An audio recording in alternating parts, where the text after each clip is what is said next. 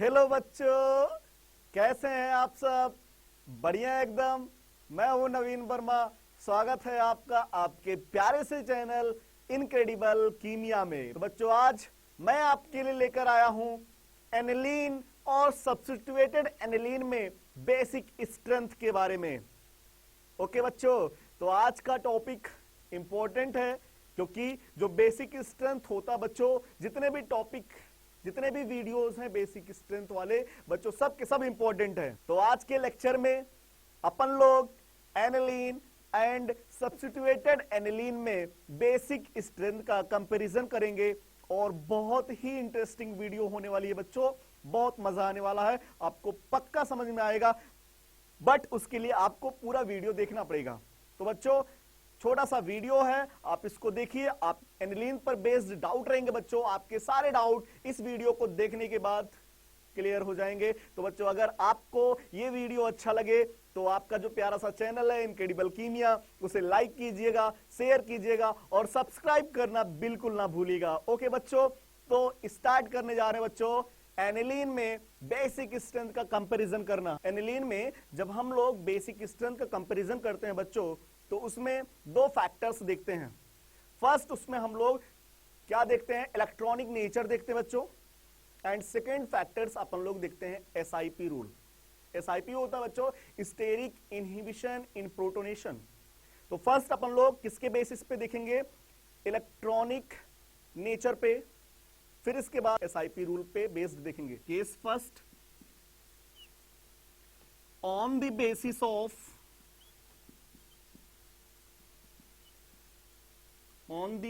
Of electronic nature. Electronic nature कहने का मतलब बच्चों इलेक्ट्रॉन डोनेटिंग ग्रुप और इलेक्ट्रॉन एक्सेप्टिंग ग्रुप अगर ऐड करना है एनिलीन के ऊपर। देखिएगा बच्चों, एनिलीन लिया और ये एनिलीन लिया मैंने, और एनिलीन के जैसा दो सब्स्टिट्यूटेड एनिलीन लिया जिसपे ग्रुप प्रेजेंट है बच्चों। एक बार हमने ग्रुप लगाया है जी, जिसका लग रहा है बच्चों प्लस एम इफेक्ट या प्लस आई इफेक्ट, और एक मॉलिक्यूल हमने और लिया बच्चों एनिलीन का, जिसपे ग्रुप अभी हम लोग लगाएंगे कौन सा? जी डैश, जिसका लगने वाला है बच्चों माइनस एम और माइनस आई इफेक्ट। तो देखिएगा बच्चों, माइनस एम और माइनस आई क्या करते हैं? ये लोग इलेक्ट्रॉन डेंसिटी बेंजीन रिंग के ऊपर डिक्रीज कर देते हैं। और आपको पता है एनिलीन में नाइट्रोजन के पास लोन पेयर है। हाँ सर, तो नाइट्रोजन लोन पेयर रिजोनेंस अब बेंजीन से जुड़ा है, बेंजीन का पड़ोसी है। तो ये जो ग्रुप होते हैं, जिस ग्रुप का माइनस एम और माइनस आई इफेक्ट लगता है, वो लोग क्या करते हैं? बेंजीन रिंग के ऊपर इलेक्ट्रॉन ही कम कर देते हैं, इलेक्ट्रॉन डेंसिटी कम करेंगे। अब बचा एनिलीन NH2 ग्रुप। तो ये बेंजीन रिंग कहता है NH2 से, मेरे पास इलेक्ट्रॉन कम हो गया है, क्या तुम थोड़ा सा भेजोगे मेरे को? तो बच्चा ये देखिएगा, ये नाइट्रोजन थोड़ा बहुत इलेक्ट्रॉन बेंजीन रिंग को दे देता है। और जब बेंजीन रिंग को दे देगा तो H+ वहां इंतजार कर रहा था कि आज वो दिन आ गया है जब नाइट्रोजन मेरे को लोन पेयर देने वाला है। लेकिन आप लोग को पता है कि यहाँ पे क्या कर रहा है? नाइट्रोजन अपना लोन पेयर बेंजीन को दे रहा है। तो क्या H+ को ज्यादा दे पाएगा बच्चों? नहीं दे पाएगा। तो बेसिक स्ट्रेंथ जाहिर सी बात है अभी कम होने वाली है। तो जब भी एनिलीन के पैरा पोजीशन पे या मेटा पोजीशन पे ऐसे ग्रुप जोड़ दिया जाए जिसका लग रहा हो बच्चों माइनस एम या माइनस आई इफेक्ट, तो वो लोग क्या करते हैं? बेंजीन रिंग के ऊपर इलेक्ट्रॉन डेंसिटी डिक्रीज कर देंगे, जिसकी वजह से नाइट्रोजन और लोन पेयर रिंग को देगा। और बच्चों, अगर यहां पे रिजोनेंस रिंग के अंदर इंक्रीज कर देगा तो आप लोग को पता है ये H+ को अपना लोन पेयर अब ज्यादा दे नहीं पाएगा और बेसिक स्ट्रेंथ क्या हो जाएगा? डिक्रीज कर जाएगा। और बच्चों, अगर बेंजीन के मेटा पोजीशन पे और पैरा पोजीशन पे ऐसे ग्रुप ऐड कर दिए जाएं जिनके प्लस एम या प्लस आई इफेक्ट लगते हों, तो क्या करते हैं बच्चों? ये लोग बेंजीन को इलेक्ट्रॉन देना शुरू करते हैं, और ये अगर बेंजीन को इलेक्ट्रॉन देंगे बच्चों तो बेंजीन को अब इलेक्ट्रॉन कम जरूरत है, नाइट्रोजन से कम मांगेंगे। ये नाइट्रोजन अपना इलेक्ट्रॉन इनके साथ रिजोनेंस क्या करेगा बच्चों, डिक्रीज हो जाएगा, नाइट्रोजन से कम मांगेंगे, और ये नाइट्रोजन अब अपना लोन पेयर H+ आयन को ज्यादा डोनेट कर सकता है। तो अपन लोग कह सकते हैं कि बेसिक स्ट्रेंथ किसका ज्यादा होगा और कब ज्यादा होगा। आप लोग को पता चल गया होगा कि जब एनिलीन के ऊपर +M या +I इफेक्ट वाला ग्रुप ऐड कर दिया जाए तो बेसिक स्ट्रेंथ क्या हो जाती है बच्चों, इंक्रीज कर जाता है, और अगर -M और -I इफेक्ट वाला ग्रुप ऐड कर दिया जाता है तो बेसिक स्ट्रेंथ डिक्रीज कर जाता है। तो देखिएगा बेसिक स्ट्रेंथ का जो ऑर्डर होगा बच्चों, बेसिक स्ट्रेंथ का जो ऑर्डर होगा सबसे ज्यादा +M और +I इफेक्ट लगाने से, और फिर रिफरेंस मॉलिक्यूल का, और -M और -I इफेक्ट क्या करेगा, रिजोनेंस का, नाइट्रोजन का लोन पेयर और बेंजीन रिंग के बीच रिजोनेंस इंक्रीज करवा देता है। इलेक्ट्रॉन घटा करके बेंजीन रिंग पे नाइट्रोजन का लोन पेयर रिंग में यूज करवा देता है, जिससे नाइट्रोजन अपना लोन पेयर H+ आयन को दे नहीं पाता, और क्या होता बच्चों, बेसिक स्ट्रेंथ कम हो जाता है। लेकिन इस मॉलिक्यूल में बात करें, यहाँ पे +M और +I इफेक्ट बच्चों रिंग का इलेक्ट्रॉन देगा, और जब रिंग को इलेक्ट्रॉन मिल जाएगा तो अब ये रिंग नाइट्रोजन से ज्यादा अपना इलेक्ट्रॉन लेगा नहीं, और नाइट्रोजन से जब इलेक्ट्रॉन लेगा नहीं तो नाइट्रोजन अपना लोन पेयर H+ आयन को दे देगा, और नाइट्रोजन अपना लोन पेयर H+ आयन को दे देगा बच्चों, तो बेसिक स्ट्रेंथ क्या हो जाती है, इंक्रीज हो जाती है। तो अगर बेंजीन के मेटा पोजीशन और पैरा पोजीशन पे +M और +I इफेक्ट वाला ग्रुप ऐड है तो बच्चों उसकी बेसिक स्ट्रेंथ सबसे ज्यादा होती है कि इसके कंपैरिजन में रेफरेंस मॉलिक्यूल और -M -I वाले ग्रुप के कंपैरिजन में। फिर रेफरेंस मॉलिक्यूल का -M और -I ग्रुप अगर ऐड है उससे ज्यादा होता है रेफरेंस मॉलिक्यूल का बेसिक स्ट्रेंथ। क्लियर है? ठीक है, तो मैं बोल सकता हूं बच्चों कि जो बेसिक स्ट्रेंथ होता है, जो बेसिक स्ट्रेंथ होता है वो directly proportional to +M and +I effect और इनवर्सली प्रोपोर्शनल होगा -M एंड -I इफेक्ट। लेकिन ये बच्चों तभी देखिएगा, ये आप लोग सिर्फ और सिर्फ group are attached with meta and para position. बच्चों ये तब देखना है +M और +I इफेक्ट जब ग्रुप मेटा और पैरा पोजीशन पे जुड़े हों। तो आप लोग सोच रहे होंगे सर आर्थो पे क्या होने वाला है। बच्चों एक लफड़ा है आर्थो पे, जैसे आप लोग आर्थो इफेक्ट नहीं पढ़े थे, बस उसी तरीके से अभी कुछ लफड़ा होने वाला है, देखिएगा बच्चों थोड़ी देर बाद। तो ये आप लोग को +M और +I इफेक्ट और -M और -I इफेक्ट एनिलीन के केस में मेटा और पैरा पोजीशन पे देखना है। आर्थो पोजीशन के लिए जस्ट एक लफड़ा होने वाला है, वो लफड़ा अभी थोड़ी देर में आपके सामने मैं लेकर आ रहा हूं। ठीक है, देखिएगा बच्चों। तो फर्स्ट अपन लोग देखेंगे on the basis of electronic nature. Case second बच्चों,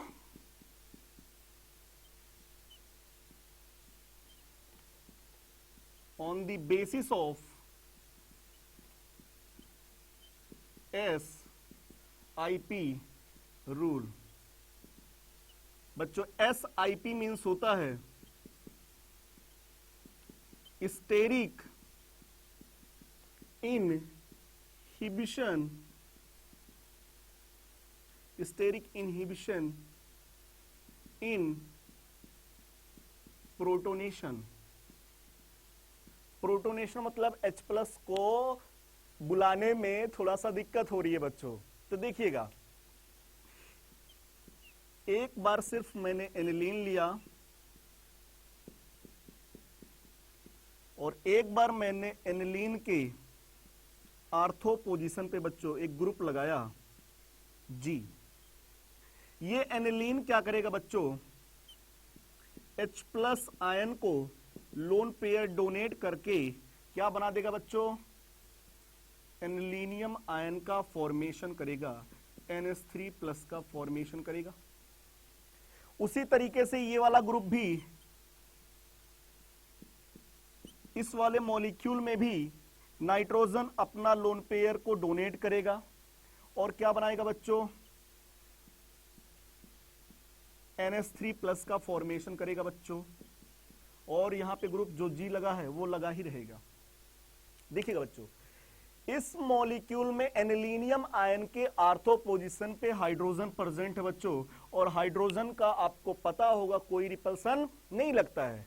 तो यहां पे ये मॉलिक्यूल ये वाला यूनिट तो लार्ज यूनिट हो गया, लेकिन हाइड्रोजन का बीच यहां पे अगर हम रिपल्सन को देखें तो रिपल्सन क्या है बच्चों, नेग्लिजिबल हो गया। रिपल्सन कैसा है, नेग्लिजिबल रिपल्सन है। लेकिन यहां पे ये जो ग्रुप जी है बच्चों और ये जो एनिलीनियम है, इनके बीच क्या लगने लगता है, रिपल्सन। पहले इनके बीच रिपल्सन कम था क्योंकि ये NH2 ग्रुप जो होता है बच्चों छोटा ग्रुप होता है, स्मॉल ग्रुप होता है। लेकिन जैसे ही ये NH2 ग्रुप हाइड्रोजन को बुलाया, ये जी लफड़ा करने लग गया, कह रहा है भगाओ यहां से H प्लस को, झगड़ा कर रहा बच्चों इस NH3 प्लस से। और आपको पता है जब यहां पे झगड़ा होना शुरू हो जाएगा, रिपल्सन होना शुरू हो जाएगा, तो ये जो एनिलीनियम आयन के फॉर्म में प्रेजेंट है, ये थोड़ा बहुत H प्लस को रिपल करके हटा देता बच्चों। मतलब रिएक्शन क्या आ जाती है, बैकवर्ड डायरेक्शन में। बच्चों अगर रिएक्शन फॉरवर्ड डायरेक्शन में जाती तो H प्लस के एक्सेप्ट करने की टेंडेंसी बढ़ती, लेकिन रिएक्शन बैकवर्ड आ रही है, इसका मतलब H प्लस को निकाल दिया गया है, भगा दिया जा रहा है इस मॉलिक्यूल के अंदर। क्या है इस मॉलिक्यूल में बच्चों, रिपल्सन प्रेजेंट है, रिपल्सन प्रेजेंट है। अच्छा बताइए क्या रिपल्सन H प्लस के आने से पहले हो रहा था क्या, नहीं, H प्लस आने के बाद हो गया। ये यूनिट भी लार्ज यूनिट बन गया, ये यूनिट भी लार्ज यूनिट हो गया बच्चों, और यहां पे रिपल्सन होने लगा मॉलिक्यूल के बीच में। और मॉलिक्यूल में रिपल्सन होगा तो ये रिएक्शन क्या होने लगी बच्चों, बैकवर्ड डायरेक्शन में आ जाएगी। और बैकवर्ड डायरेक्शन में आने से, बैकवर्ड डायरेक्शन में आने से ये एनिलीनियम आयन जो एनिलीनियम आयन में कन्वर्ट हुआ था, वही एनिलीनियम आयन H प्लस को रिमूव करके इस फॉर्म में कन्वर्ट हो जाएगा। तो बेसिक स्ट्रेंथ क्या हो जाएगा बच्चों, डिक्रीज हो जाएगा। और इसी प्रोसेस को अपन लोग बोलते हैं steric inhibition in protonation.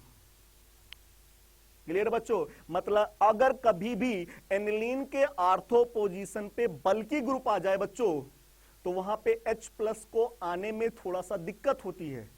H plus तो आया, पहले दिक्कत नहीं हो रही थी, NH2 बुला रहा था, और बुलाने के बाद जैसे घर पे आया, जो ग्रुप G है आर्थो पोजीशन पे, वो झगड़ा करने लगता बच्चों, और फिर लास्ट में NH2 को H प्लस को वहां से भगाना पड़ जाता है। पहले तो बुला लिया, बाद में भगाता है, तो बेसिक स्ट्रेंथ क्या हो जाएगा बच्चों, डिक्रीज हो जाएगा। लेकिन फर्स्ट वाले मॉलिक्यूल में जब ग्रुप आर्थो पे था ही नहीं, तो कोई रिपल्सन नहीं लग रहा है बच्चों, इसलिए एनिलीन का बेसिक स्ट्रेंथ आर्थो पोजीशन पे ग्रुप जुड़ा है, उसके कंपैरिजन में इसका ज्यादा होगा। क्लियर बच्चों, मेरे को लग रहा है कि आपको SIP रूल समझ में आया। स्टेरिक इनहिबिशन इन प्रोटोनेशन क्या होता है, यह बात आपको समझ में आ गया। ठीक है, अब चलिए हम लोग इस पे बेस्ड कुछ क्वेश्चंस कर लेते हैं, जिससे आपके सारे कॉन्सेप्ट क्लियर हो जाएं। ओके बच्चों, तो चलिए सबसे फर्स्ट क्वेश्चन अपन लोग करेंगे इलेक्ट्रॉनिक नेचर पर बेस्ड। और बच्चों जब भी ग्रुप इलेक्ट्रॉनिक नेचर पे बेस्ड क्वेश्चंस होते हैं, वहां पे जो क्वेश्चंस होते हैं बच्चों, वो मेटा पे पोजीशन पे ग्रुप जो होना चाहिए और पैरा पोजीशन पे। देखिएगा बच्चों, फर्स्ट क्वेश्चन, ये एनिलीन है बच्चों, इसमें आपको KB वैल्यू का ऑर्डर लिखना है, या बेसिक स्ट्रेंथ बोले बच्चों या KB वैल्यू बोले, बात तो एक ही है। ये भी एनिलीन, और वन मॉलिक्यूल मैंने और ले लिया एनिलीन का, और इस पे अब ग्रुप ऐड करना बच्चों। देखिएगा यहां पे एक बार मैंने OCS3 लिया, OCS3 CHO CH3। इसमें आपको बच्चों बताना है KB वैल्यू का ऑर्डर, KB वैल्यू या बेसिक स्ट्रेंथ का ऑर्डर पूछे जो भी है, दोनों का ऑर्डर सेम आएगा। आपको पता बच्चों ये सब के सब एनिलीन के सब्स्टिट्यूएंट हैं, ये सब के सब एनिलीन के क्या है, सब्स्टिट्यूएंट है। इसमें OCS3 का ऑक्सीजन के पास लोन पेयर प्रेजेंट है बच्चों, और इसका लगेगा प्लस M इफेक्ट। तो जब ये ऑक्सीजन इधर से लोन पेयर देगा, तो नाइट्रोजन का लोन पेयर थोड़ा सा डोनेटिंग टेंडेंसी बेंजीन रिंग में कम हो जाएगी। बेंजीन कह रहा है अब तो मेरे को नीचे से ऑक्सीजन दे ही रहा है, तुम रहने दो, कम दो, और ये फिर अपना लोन पेयर H+ को दे देगा। तो यहां पे रिजोनेंस क्या हो जाएगा बच्चों, डिक्रीज हो जाएगा। और रिजोनेंस अगर डिक्रीज हो जाता है बच्चों रिंग के साथ, तो बेसिक स्ट्रेंथ क्या हो जाएगा, इंक्रीज हो जाएगा। OCS3 का बच्चों मेटा पोजीशन पे लगता है क्या, माइनस आई इफेक्ट, और माइनस आई इफेक्ट बच्चों बेसिक स्ट्रेंथ को डिक्रीज करता है। CHO का पैरा पोजीशन पे लगता है बच्चों माइनस यम इफेक्ट, और माइनस यम इफेक्ट भी बेसिक स्ट्रेंथ को डिक्रीज करता है। और CH3 का लगता है बच्चों प्लस आई इफेक्ट, और अगर मैं आप लोग को हाइपर कंजुगेशन पढ़ाऊंगा तो बोलूंगा इसको प्लस HB इफेक्ट लगता है बच्चों, बट अभी इस रिजोनेंस चल रहा है, अभी बोलेंगे इसका प्लस आई इफेक्ट लग रहा है। तो प्लस यम और plus I effect basic strength को इंक्रीज करते हैं, और माइनस यम और minus I effect basic strength को डिक्रीज करते हैं।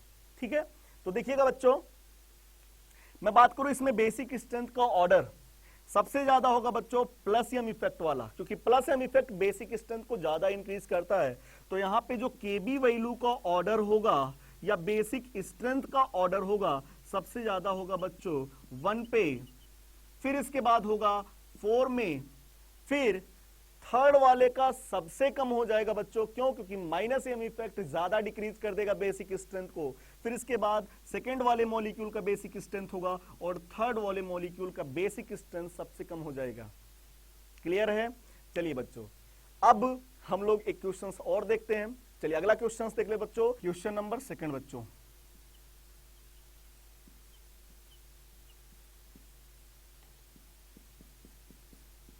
एनिलीन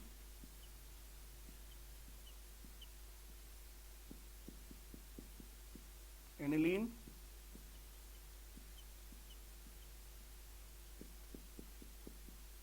एनिलीन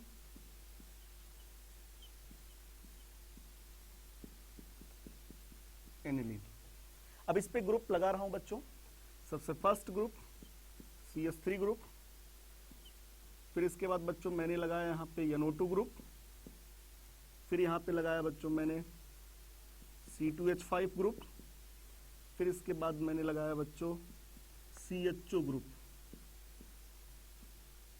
आपको इसमें PKB वैल्यू का ऑर्डर लिखना बच्चों। देखिएगा बच्चों, बेसिक स्ट्रेंथ और केबी वैल्यू का ऑर्डर सेम होगा, क्योंकि बेसिक स्ट्रेंथ केबी वैल्यू के डायरेक्टली प्रोपोर्शनल होता है और पीकेबी वैल्यू बेसिक स्ट्रेंथ के इनवर्सली प्रोपोर्शनल होता है। अब मैं बात करूं इसमें, यहां पे एनिलीन के आर्थो पोजीशन पे ग्रुप लग रहा है, जुड़ा है बच्चों, और आपको पता है एनिलीन के केस में अगर एनिलीन में आर्थो पोजीशन पे कभी भी कोई ग्रुप जुड़ा होता है बच्चों, वहां पे लगता है SIP, steric inhibition in protonation. Aniline का बेसिक स्ट्रेंथ कम हो जाता है बच्चों, बहुत कम हो जाता है, क्योंकि वहां पे रिपल्सन होने लगता है। तो यहां पे कौन सा इफेक्ट लग रहा है बच्चों, SIP। मेटा पे और पैरा पे कोई इफेक्ट नहीं लगता है, और मेटा पे मैं बात करूं यहां पे स्टेरिक इनहिबिशन इन प्रोटोनेशन इन तीनों में नहीं लगेगा, क्योंकि यहां पे मेटा और पैरा पोजीशन पे ये सब चीजें नहीं लगती हैं। मेटा पे सेकेंड मॉलिक्यूल में NO2 लगा है मेटा पोजीशन पे, और NO2 का लगेगा बच्चों माइनस आई इफेक्ट, क्योंकि मेटा पोजीशन पे यम इफेक्ट ऑब्जर्व नहीं होता है, सिर्फ और सिर्फ इंडक्टिव इफेक्ट ऑब्जर्व होता है। ओके बच्चों, देखिएगा अगला थर्ड मॉलिक्यूल में एथिल पैरा पोजीशन पे जुड़ा है, जिसका लगेगा बच्चों plus I effect. And fourth molecule में पैरा पोजीशन पे CHO ग्रुप लगा है, CHO ग्रुप, जिसका माइनस एम इफेक्ट लगता है। तो आपको पता होगा बच्चों सबसे कम हो जाएगा बच्चों 1 का, SIP की वजह से बेसिक स्ट्रेंथ फर्स्ट वाले मॉलिक्यूल का बहुत कम हो जाएगा। अब बच्चा इन तीनों मॉलिक्यूल में second, third and fourth molecule में सबसे ज्यादा होगा बच्चों बेसिक स्ट्रेंथ थर्ड वाले मॉलिक्यूल का, क्योंकि plus I effect basic strength को इंक्रीज करता है। आगे माइनस आई और माइनस एम इफेक्ट में माइनस एम इफेक्ट ज्यादा डिक्रीज कर देगा बेसिक स्ट्रेंथ को। तो बच्चों इसके बाद आएगा सेकेंड वाला, और फोर्थ वाले का बेसिक स्ट्रेंथ सबसे कम हो जाएगा, क्योंकि माइनस एम ज्यादा कम कर देगा, और उससे भी ज्यादा कम कौन कर देगा बच्चों, SIP वाला। तो ये तो बेसिक स्ट्रेंथ का ऑर्डर है या केबी वैल्यू का ऑर्डर है, लेकिन आपसे पूछा गया है पीकेबी वैल्यू का ऑर्डर बताइए। तो बच्चों पीकेबी वैल्यू का जो ऑर्डर होगा वो इसी का इन्वर्स कर दीजिए। सबसे ज्यादा 1 का होगा, फिर 4 का होगा, फिर 2 का होगा, फिर 3 का होगा। ओके बच्चों, चलिए बच्चों अगला क्वेश्चन देखते हैं, question number 3।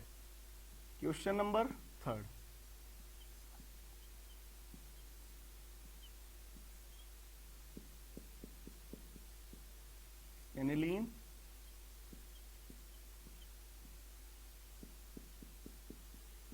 Aniline,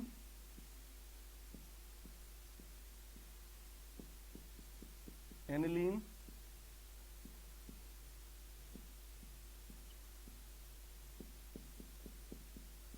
aniline. Okay बच्चों, देखिएगा एक बार मैंने यहां पे CH3 ग्रुप लगाया, एक बार मैंने यहां पे C2H5 ग्रुप लगाया, एक बार मैंने मेटा पोजीशन पे CH3 ग्रुप लगाया और एक बार मेटा पोजीशन पे C2H5 ग्रुप लगाया। आपको इसमें केबी वैल्यू का ऑर्डर लिखना है या बेसिक स्ट्रेंथ का बोला या केबी वैल्यू का बोले, बात एक ही है। तो आपको इसमें बेसिक स्ट्रेंथ का ऑर्डर लिखना है। आपको दिखाई पड़ रहा होगा फर्स्ट वाले मॉलिक्यूल में एनिलीन के आर्थो पोजीशन पे मेथिल ग्रुप जुड़ा हुआ है और बच्चों यहां पे लगेगा क्या, SIP, क्योंकि एनिलीन में अगर आर्थो पोजीशन पे बल्कि ग्रुप जुड़ा हो तो बच्चों उसका SIP लगने लगता है, बेसिक नेचर बहुत कम हो जाता है। यहां पे और बड़ा ग्रुप आ गया आर्थो पोजीशन पे तो बच्चों यहां पे SIP क्या लगेगा, बहुत ज्यादा लगेगा। H+ के आ जाने के बाद रिपल्सन इसमें बहुत ज्यादा होगा तो इसमें SIP क्या होने वाला है बच्चों, मोर।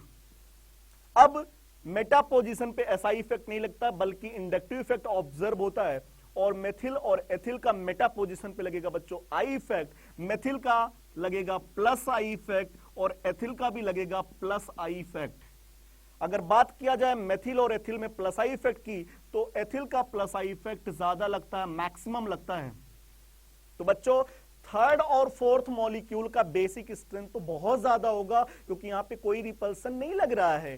फर्स्ट एंड सेकंड मॉलिक्यूल में रिपल्सन लगने की वजह से बेसिक स्ट्रेंथ बहुत कम होने वाला है। तो मैं बात करूं first, third and fourth molecule में सबसे ज्यादा फोर्थ वाली का। क्यों? क्योंकि एथिल का +I इफेक्ट ज्यादा लगता है और +I इफेक्ट लगने की वजह से बेसिक स्ट्रेंथ सबसे ज्यादा हो जाता है। तो सबसे ज्यादा बेसिक स्ट्रेंथ होगा बच्चों फोर्थ वाले मॉलिक्यूल का।